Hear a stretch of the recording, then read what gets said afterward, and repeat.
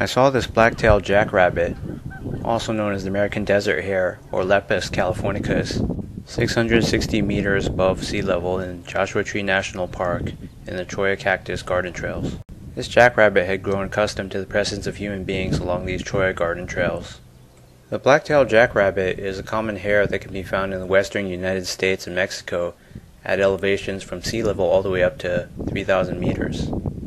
It has a length of about 60 centimeters and weighs 1.4 to 2.7 kilograms, making it the third largest North American hare after the antelope jackrabbit and the white-tailed jackrabbit.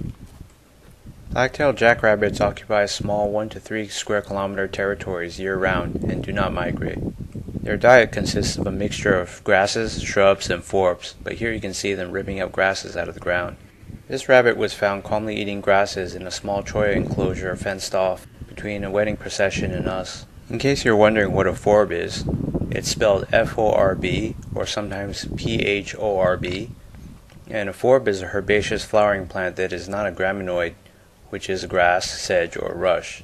The term is used in biology and vegetation ecology, especially in relation to grasslands and understory.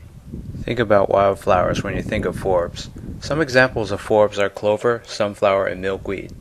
For the black-tailed jackrabbit, shrubs generally comprise the bulk of fall and winter diets, while grasses and forbs are used in spring and early summer, as they are here, but the pattern and plant species vary with climate. You might not be able to tell from this video, but as everyone who was there can attest to, everyone could hear the rabbit rip up these grasses. The black-tailed jackrabbit is an important prey species for raptors and carnivorous mammals such as eagles, hawks, owls, coyotes, foxes, and wildcats. Although your first impulse upon seeing a black-tailed jackrabbit might be to capture one and start petting it, the black-tailed jackrabbit plays host to many ectoparasites such as fleas, ticks, lice, and mites, meaning external parasites, and many internal parasites or endoparasites, including trematodes, cestodes, nematodes, and botfly larvae. Just think about worms. This is why many hunters who kill black-tipped jackrabbits refuse to handle them with their bare hands.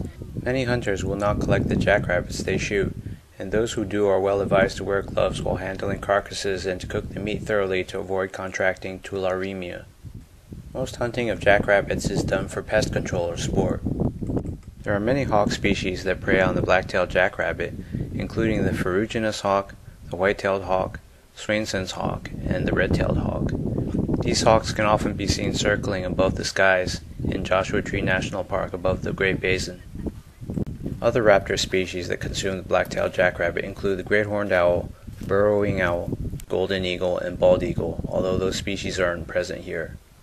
Out of all possible predator species for the black-tailed jackrabbit, the more possible ones here are the kit fox, the western diamondback rattlesnake, and the southwestern speckled rattlesnake. The coyote, mountain lion, and bobcat are also potential predator species that lurk nearby.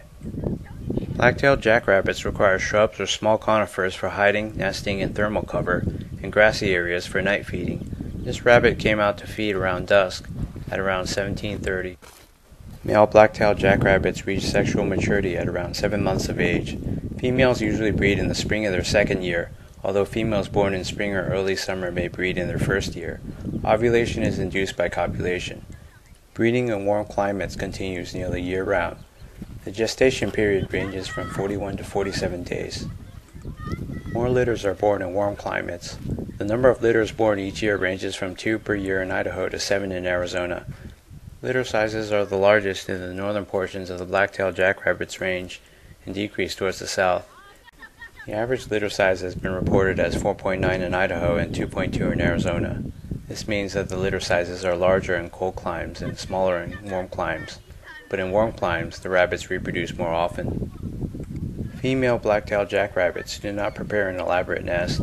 They simply give birth in shallow excavations called forms that are no more than a few centimeters deep. Females may line forms with hair prior to giving birth, but some drop litters in existing depressions on the ground with no preparation.